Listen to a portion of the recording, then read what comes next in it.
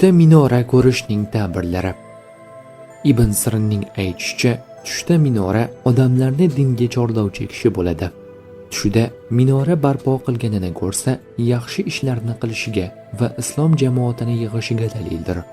Tushda minorani qo'porib yuborganini va xarob qilganini ko'rsa, musulmonlarning tarqalib ketishiga dalildir. Ba'zi ta'birchilarning aytishicha, minora muazzinning dunyodan ketishiga dalildir. Kirmoniyning aytishicha, tushdagi minora podshoh yoki bir ulug' odam bo'ladi. Agar ko'chada minora ko'rsa, bir ulug' odam kelishiga dalildir. Agar minorani alibastra yoki pishiq g'ishtdan ekanini ko'rsa, sultonga dalildir. Agar xom g'ishtdan bo'lsa, o'sha ulug' kishi oddiy xalqdan bo'ladi va u dindor va kamtar bo'ladi. Kimki tushida minora tosh va ohakdan qurilganini ko'rsa, istamgar podshohga ishoradir. Tushda ko'rilgan minora yog'ochdan ekanini ko'rsa, o'sha ulug' kishi past qimmat bo'lishiga dalildir. Agar minorani masjid hovlisida ko'rsa, o'sha ulug' kishi olim va fozil ekani va odamlarni shariat ishlariga chaqirishiga dalildir. Agar masjid minorasi qulab ketganini ko'rsa, din ulug'laridan birining halok bo'lishiga va xalq orasida tashvish hamda parokandalik tushishiga dalildir. Tushida shahar o'rtasida minora ko'rsa, podshohga ishora qiladi.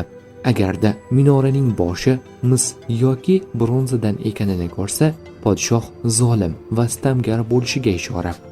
Tush ko'ruvchi tushida minoraning uchini tilla yoki kumushdan ekanini ko'rsa, podshoh yolg'onchi, so'zida turmaydigan va xiyonatchi bo'lishiga dalildir. Agarda minorani pishiq g'ishtdan ekanini ko'rsa, podshohning qaysar va takabbur ekaniga dalildir. Agar o'zini minora ustida ko'rsa, podshohga yaqin bo'lishi va ishlari yaxshi bo'lishiga dalildir. Agar minora ustiga taom qo'yilganini ko'rsa, o'sha diyorga podshoh kelishi ishorasi.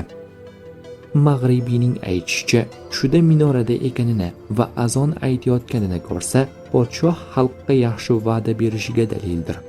Agar jome masjidi minorasida azon aytganini ko'rsa, umra qilishi ishorasi. Tushida minora qimirlaganini ko'rsa, podshohning bemor bo'lishiga dalildir. Agar podshoh minorani buzganini ko'rsa, birorta podshohning kelishi, bu podshohni yengishi va mamlakatni qo'lga olishiga dalildir. Ja'far Sodiqning aytishicha, tushda minorani ko'rish 4 narsaga dalildir: podshohga, ulug' kishiga, imomga, muazzinga.